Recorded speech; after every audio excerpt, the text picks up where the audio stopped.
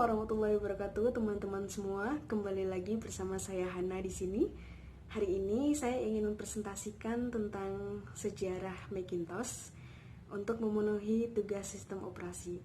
Tentunya saya tidak sendiri, saya ditemani dengan teman-teman kelompok saya, walaupun kami melakukannya dengan tempat secara terpisah karena Indonesia hari ini sedang mengalami pandemi corona tentunya, dan saya berharap teman-teman semua selalu sehat di luar sana dan selalu berdoa untuk pulihnya kembali Indonesia, negara kita. Oke, mungkin kita akan langsung saja membahas tentang apa saja atau bagaimana sejarah Macintosh dari awal pertama muncul sampai saat ini banyak dikenal orang. Oke, saya langsung saja. Jadi Macintosh atau Mac OS itu singkatan dari Macintosh Operating System, merupakan sistem operasi komputer yang dibuat oleh Apple yang sebelumnya bernama Apple Computer Inc. adalah sebuah perusahaan Silicon Valley berbasis di Cupertino, California yang bergerak dalam bidang teknologi komputer. Mac OS merupakan sistem pengoperasian pertama yang menggunakan antarmuka pengguna grafis GUI. Sistem operasi sebelumnya adalah Mac OS X versi 10.4 Tiger. Kemudian Oktober 2007 diluncurkan versi 10.5 Leopard. Apple pertama kali didirikan pada tanggal 1 April tahun 1976 oleh Steve Jobs, Steve Wozniak, dan salah seorang insinyur Atari yang bernama Ronald Wayne. Pada tahun 1975, dia bekerja di Hewlett Packard dan membantu temannya Steve Jobs mendesain video game untuk Atari. Nah, pada saat itu Wozniak telah membeli Computer Time pada bermacam jenis mini computer yang di-host oleh Call Computer, sebuah perusahaan time sharing. Produk pertama perusahaan Apple ini diberi nama Apple I atau Apple I, diciptakan oleh Steve Wozniak. Nah, kemudian pendapatan dari penjualan Apple yang pertama atau Apple I, dia bisa memulai produksi komputer yang lebih canggih. Apple II diperkenalkan kepada publik pada West Coast Computer Fair pada bulan April 1977. Nah, perbedaan utama dengan Apple I adalah tampilan TV yang didesain total, di mana tampilan disimpan di memori. Dengan cara ini, monitornya tidak hanya bisa menampilkan teks, namun Apple II bisa menampilkan gambar dan pada akhirnya warna. Dengan dana dan desain casing yang baru, Apple II dilepas pada tahun 1977 dan menjadi komputer yang biasanya diasosiasikan dengan munculnya pasar PC. Nah, jutaan unit terjual sampai tahun 1980-an, yang termasuk ke dalam tipe Apple II adalah Apple II Plus, 2E, 2C, 2C Plus, 2CE Enhanced, 2E Platinum, dan terakhir 16-bit 2GS. Diperkenalkan di tahun 1986. Apple DOS tidak lama setelah Apple II diluncurkan. Pada bulan 1978 meluncurkan sistem operasi Apple berbasis DOS pertama. Nah, pada tahun 1978, musim panas, dua mahasiswa UCSD, Mark Allen and Richard Cliffs, mengembangkan suatu mikroprosesor 6502 Interpreter. Kemudian ini menjadi basis untuk Apple II. Pascal dilepaskan pada tahun 1979. Apple CP/M di tahun 1980 Microsoft memperkenalkan suatu coprocessor circuit board dengan nama Softcard. Softcard memungkinkan Apple II untuk menjalankan program Z80 berbasis pada sistem operasi CP/M yang mempunyai sebuah software program perpustakaan seperti DBase and WordStar.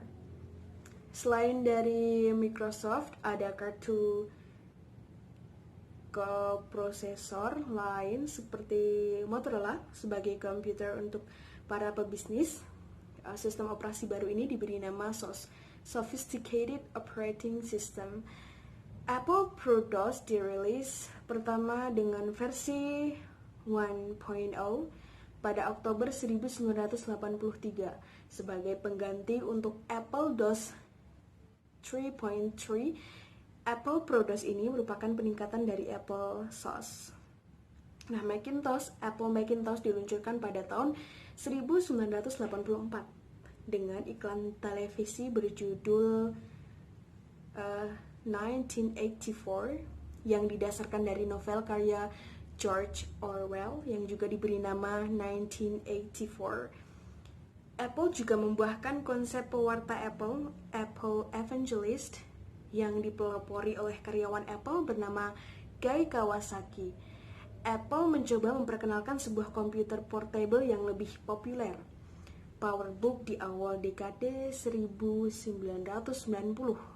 Nah, generasi pertama produk ini dirancang bersama Sony dan memberikan layout untuk komputer portable yang masih dipakai sampai saat ini, engsel belakang untuk mendukung layar.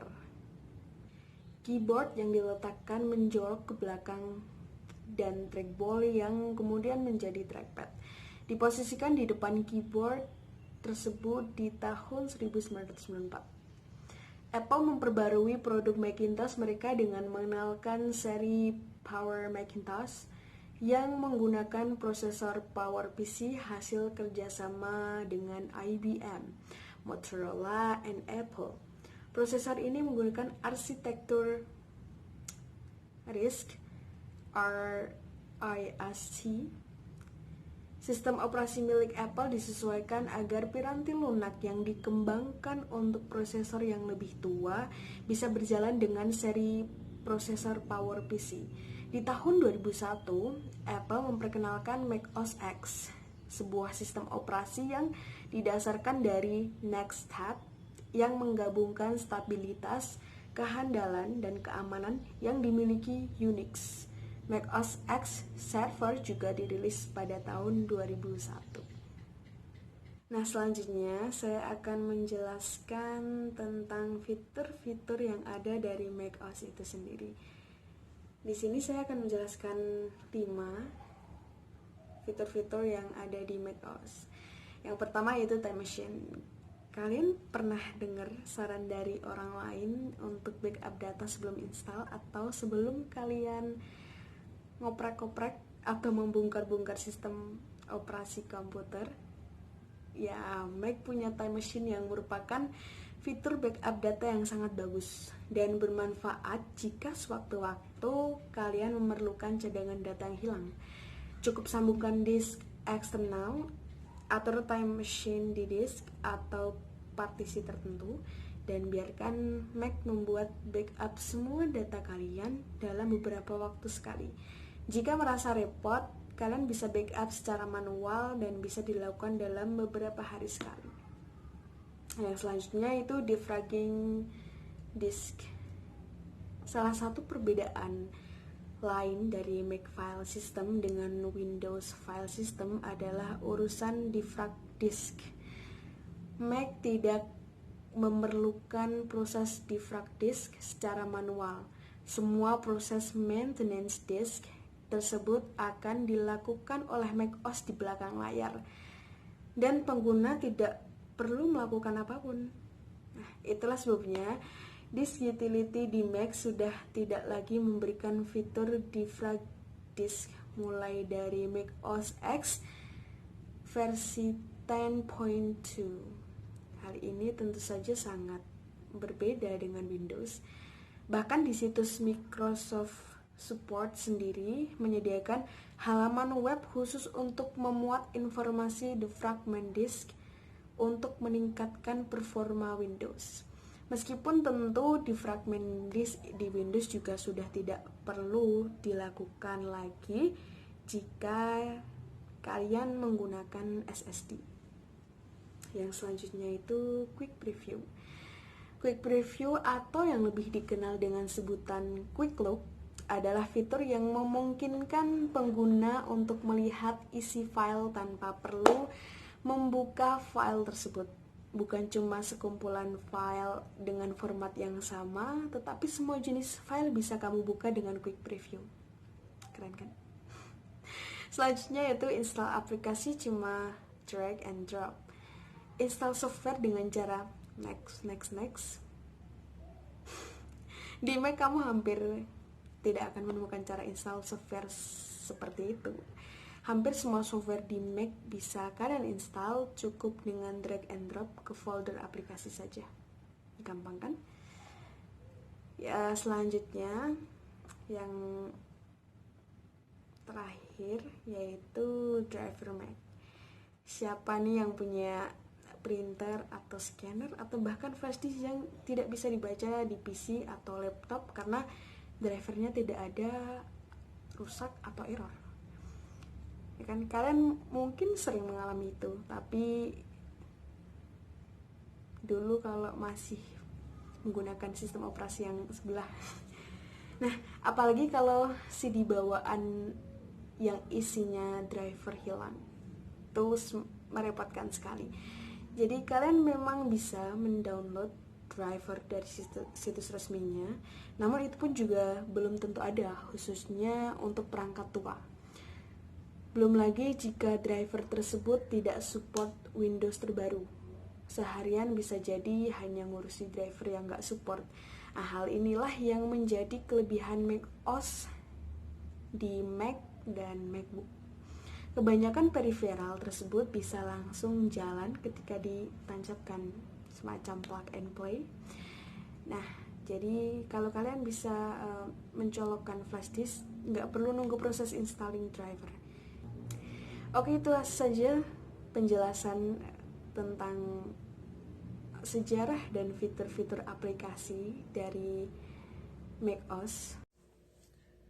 Nama saya Fitria Widiati Pujilasari dari jurusan Sistem Informasi semester 4. Di sini saya akan menjelaskan tentang versi dari macOS. macOS X10.2 Jaguar dirilis pada tanggal 23 Agustus 2002. Liris pertama yang menggunakan kode kucing besar sebagai bagian dari strategi pemasaran, membawa peningkatan performa, tampilan yang diperbarui, serta banyak peningkatan antarmuka. macOS X10.3 Painter dirilis pada tanggal 24 Oktober 2003. Selain peningkatan performa, juga membawa pembaruan besar pada antarmuka, seperti Finder yang diperbarui. macOS X10.4 dirilis tanggal 26 April 2005. Apple mengatakan bahwa Tiger membawa lebih dari 200 filter seperti Painter. Beberapa perangkat lama tidak didukung. macOS X10.5 Leopard dirilis 25 Oktober 2007. Apple menyebutnya pembaruan terbesar dari macOS X dengan lebih dari 300 filter terbaru. Leopard mendukung Mac basis PowerPC maupun Intel. macOS X10.6 Snow Leopard dirilis pada 18 Agustus 2009. Berbeda dengan versi sebelumnya, Snow Leopard tidak membawa perubahan besar pada tampilan dan fungsi kepada pengguna. Snow Leopard fokus pada meningkatkan performa, efisiensi, dan stabilitas sistem operasi. macOS X10.7 Lion Dirilis pada 20 Juli 2011, membawa beberapa fitur dari iOS, seperti drawer, aplikasi Notepad, dan gestur multi-talk. Di sini saya akan menjelaskan tentang implementasi aplikasi atau lebih tepatnya fungsi dari filter aplikasi. Fungsi Quick Look. Yang pertama, melihat detail folder. Hanya dengan menekan spasi, Anda dapat melihat detail folder dengan cepat. Yang kedua, memutar lagu. Anda dapat dengan mudah memutar lagu hanya dengan menekan spacebar. Yang ketiga, melihat coding atau file pemrograman dengan mudah. Yang keempat, melihat gambar atau video. Cukup menekan spasi maka gambar akan langsung muncul. Fungsi driver Mac. Dengan menggunakan driver Mac ini, membuat kita tidak kesusahan dengan menancapkan flash disk, tidak perlu menunggu proses installing drive. Fungsi install drag and drop. Cara menginstal software di macOS berbeda dengan Windows.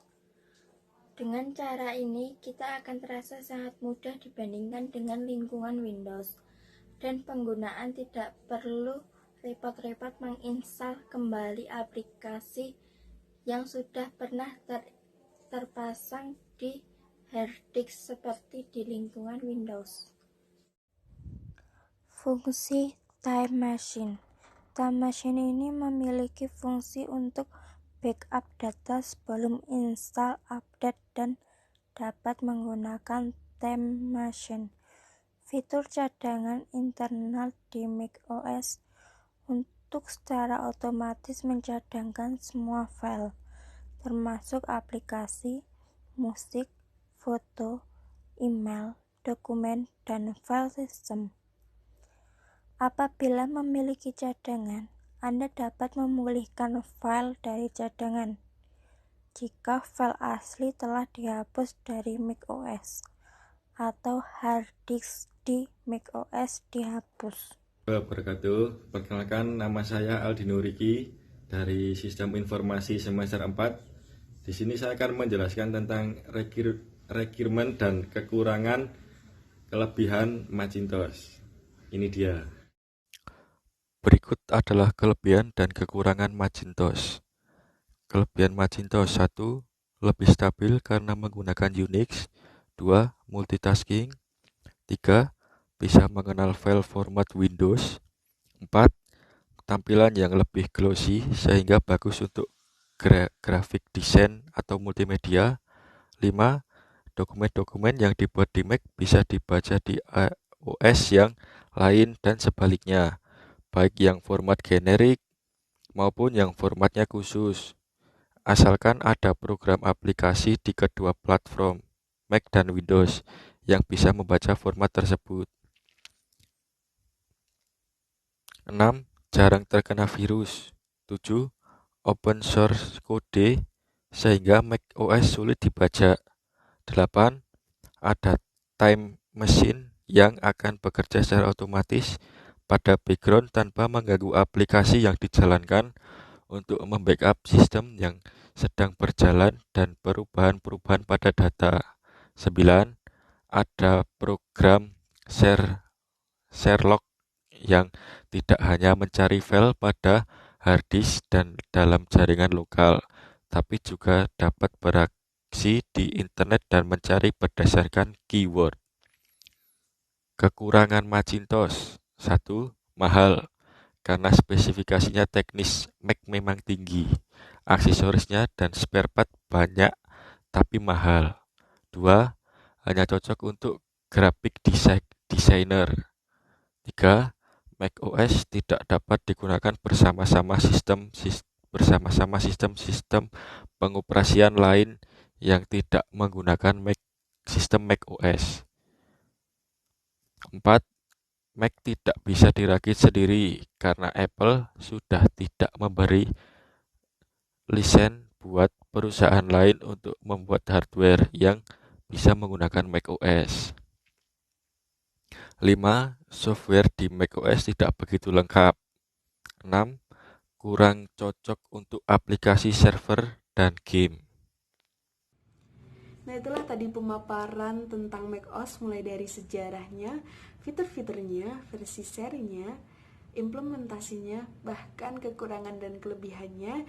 Semoga dengan adanya video ini bisa menambah wawasan kalian dan bermanfaat bagi kalian. Saya dan teman-teman pamit. Wassalamualaikum warahmatullahi wabarakatuh.